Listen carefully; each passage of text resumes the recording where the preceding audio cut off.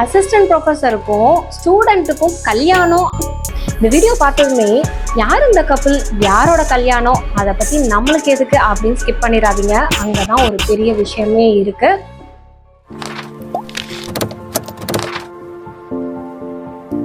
Side கேப்ல psychology கத்துக்கலாமா, socio cultural psychology பத்தி தெரிஞ்சுக்கலாம் வாங்க. ரீசெண்டா இந்த வீடியோ பத்தி தான் இந்தியா ஃபுல்லா பரபரப்பா பேசிட்டு இருக்காங்க. சாதாரண ஒரு கல்யாணத்தை பத்தி எதுக்கு இவ்வளோ பேச்சு பேசுறாங்க அப்படின்னு பாத்தீங்கன்னா, வெஸ்ட் பெங்கால்ல இருக்கிற மௌலானா யூனிவர்சிட்டியில applied psychology assistant professor first year ஸ்டூடெண்டோட வெட்டிங் செரிமனி பண்ண இந்த வீடியோஸ் தான்.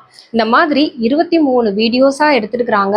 அது யாரோ லீக் அவுட் பண்ணியிருக்கிறாங்க சோஷியல் மீடியாவில். அது எப்படி ப்ரொஃபஸர் பாடம் சொல்லி கொடுக்குற, நல்ல அறிவுரை சொல்லி கொடுக்குற ப்ரொஃபஸரே ஸ்டூடெண்ட்டை, அதுவும் ஃபஸ்ட் இயரில் நியூவாக வந்த ஸ்டூடெண்ட்டை வந்துட்டு கல்யாணம் பண்ண முடியும்? ஸோ இது நம்மளோட கல்ச்சருக்கே எகெயின்ஸ்டாக இருக்கே. அதுவும் சைக்காலஜி டிபார்ட்மெண்ட்டில் இருக்கிற ப்ரொஃபஸர் எப்படி இதை பண்ணாங்க அப்படின்ற ஒரு டாக்ஸ் எல்லாம் போயிட்டே இருக்குது. ஸோ இந்த இஷ்யூஸ் வந்து வெளியில் வந்ததுக்கு அப்புறமா அந்த அசிஸ்டன்ட் ப்ரொஃபஸர், அந்த லேடி ப்ரொஃபஸர் அவங்க கிட்ட வந்து குவெஸ்டின் பண்ணுறாங்க, எதுக்காக இந்த சின்ன வயசு பையனை கல்யாணம் பண்ணி அதுவும் கிளாஸ் ரூமில் வந்துட்டு இந்த வெட்டிங் செரிமோனியை நடத்திருக்கிறீங்க.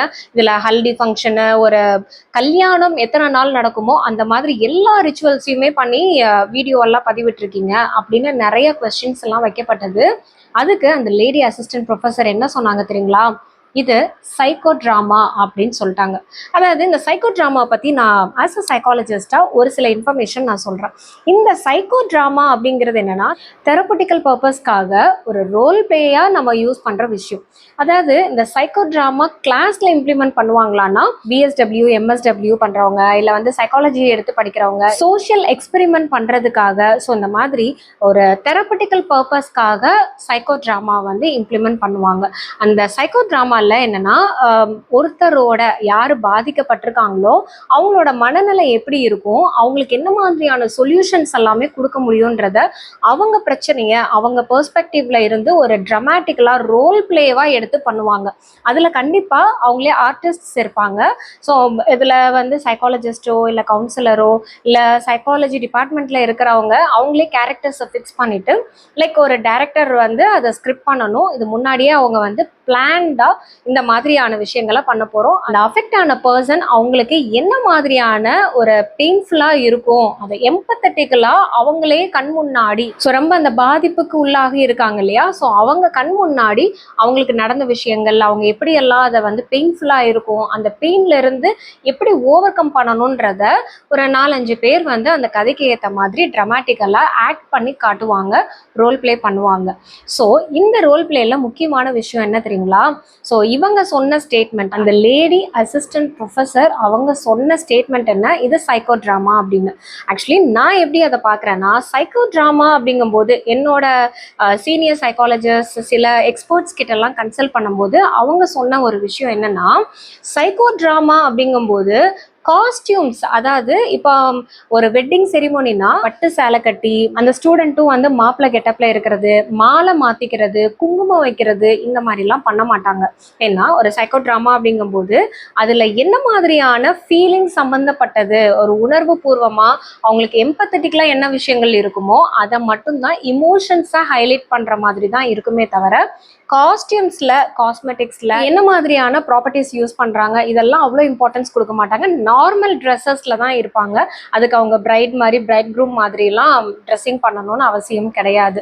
அண்ட் செகண்ட் திங் வந்து, இவங்க அசிஸ்டன்ட் ப்ரொஃபஸர், இவங்களே ஏன் அந்த ரோல் பண்ணணும்?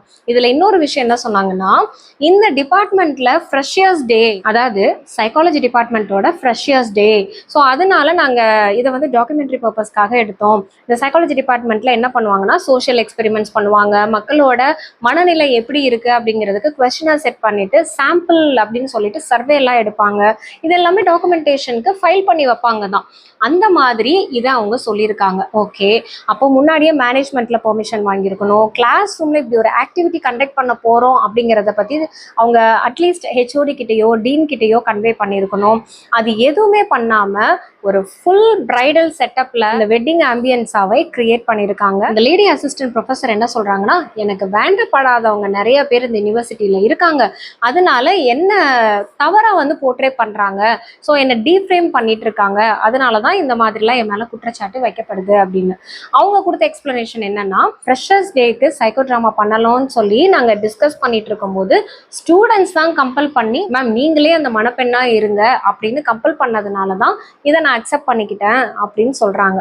ஆனா அவங்க இன்னும் ஒரு சில விஷயங்கள் என்ன சொல்றாங்கன்னா, மேரேஜ் அண்ட் சோஷியல் எக்ஸ்பெக்டேஷன்ஸ் எப்படி இருக்கு அப்படிங்கிறத ஒரு எக்ஸ்பெரிமெண்டல் ஸ்டடியா வைக்கணும், இதை பத்தி நான் ரோல் பிளேவா எடுத்துட்டு வரணும் அப்படிங்கிற கான்செப்ட் இருந்தது. நம்ம சொசைட்டில எப்படி எல்லாம் ரிச்சுவல்ஸ் இருக்கு, அந்த ரிச்சுவல்ஸை எப்படி பாக்குறாங்க அப்படிங்கிறதையும் ஒரு பார்வைக்கு நான் கொண்டு வரணும், ஒரு ஸ்டடி பண்ணி பார்க்கணும், அதுக்காக இதை பண்ணேன்.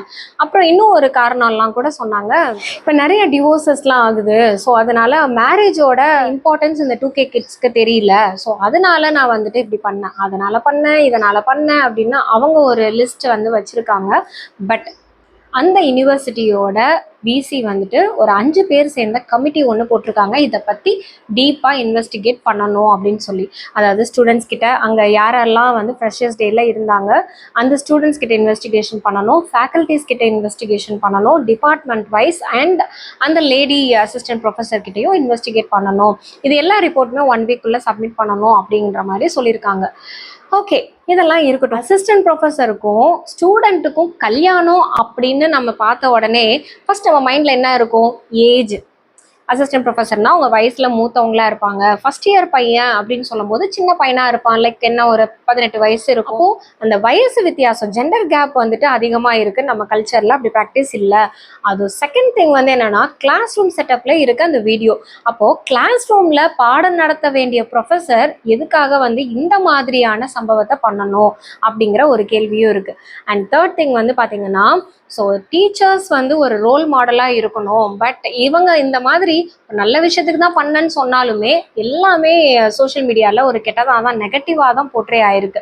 ஸோ அப்போது ஸ்கூலுக்கு காலேஜ்க்கு இந்த மாதிரிலாம் படிக்க அனுப்புறது, பசங்களுக்கு ஒழுக்கத்தை சொல்லி கொடுக்கறது மாரல் வேல்யூஸ்க்காக தான். ஏன்னா படிப்பு எங்கேருந்து வேணாலும் படிச்சுக்கலாம், நான் வீட்லேயே உட்காந்து இப்போ டிஸ்டன்ஸ் மோட் வந்துருச்சு, ஆன்லைன் எஜுகேஷன் வந்துருச்சு. இன்னும் சொல்ல போனால் ஏஐ ChatGPTலாம் வந்து ஈஸியாக என்ன வேணுமோ இன்ஃபர்மேஷன் அப்படிங்கிறத நாலேஜை நம்ம எடுத்துக்க முடியும்.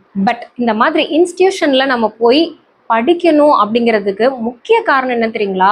சோஷியல் ஸ்கில்ஸை நம்ம டெவலப் பண்ணிக்கணும், கம்யூனிகேஷன் ஸ்கில்ஸை, நம்மளுக்கான செல்ஃப் கான்ஃபிடென்ஸ், 4 பேரை நம்ம எப்படி ஃபேஸ் பண்ணுவோம். எல்லாருமே நம்மளுக்கு ஃபேவராக இருப்பாங்கன்னு சொல்ல முடியாது, கண்டிப்பாக ஒர்க் பாலிடிக்ஸ் இருக்கும். நம்ம ஸ்கூலில் படிக்கும் போதே வந்து ஸ்டூடெண்ட்ஸ்குள்ளேயே வந்து பார்த்திங்கன்னா அந்த பாலிடிக்ஸ் அப்படிங்கிற ஒரு விஷயம் நடந்துகிட்டே தான் இருக்கும். ஏன்னா நம்மளுக்கு ரொம்ப பிடிச்சவங்க அப்படின்னு ஃபேவரட்டிசம் பண்ணுவாங்க, அதுவும் பார்ஷியாலிட்டி பார்க்குறது, இந்த மாதிரிலாம் இருக்கும். ஸோ இது எல்லாத்தையுமே அனுபவிச்சு வாழ்க்கைன்னா என்னன்னு கற்றுக்கணும் அப்படிங்கிறதுக்கு தான் காலேஜ் வரைக்கும் நம்ம எஜுகேஷனுக்கு அவ்வளோ இம்பார்ட்டன்ஸ் கொடுக்குறோம். ஸோ அப்படி இருக்கும்போது இப்படியெல்லாம் சம்பவங்கள் நடக்கிறப்போ இன்னும் ஒரு சில பேருக்கு பயமாக தான் இருக்குது, எப்படி பசங்களை படிக்க அனுப்பணும் அப்படின்னு. ஸோ பொறுத்திருந்து பார்க்கலாம், இந்த லேடி அசிஸ்டன்ட் ப்ரொஃபஸர் இவங்க பண்ணது உண்மையா இல்லை, இதுக்கு பின்னாடி ரீசன் ஏதாவது இருக்கா, உண்மையிலேயே சைக்கோ ட்ராமா தான் அவங்க வந்து கிரியேட் பண்ணியிருக்காங்க, தப்பாக அவங்கள வந்து நெகட்டிவாக போர்ட்ரே பண்ணியிருக்காங்களா அப்படிங்கிற இன்வெஸ்டிகேஷன் 1 வீக் கழிச்சு தெரிய வரும். இந்த மாதிரி ட்ரெண்டிங்கான விஷயங்கள்ல என்ன மாதிரியான சைக்காலஜி இருக்கு, ஸோ நம்மளுக்கு எந்த மாதிரி மென்டல் ஹெல்த் பெனிஃபிட்டாக இருக்கும் அப்படின்னு தெரிஞ்சுக்க விரும்புனீங்கன்னா நம்ம சேனலை சப்ஸ்கிரைப் பண்ணிக்கோங்க. And take care of your mental health. Tata bye bye, see you.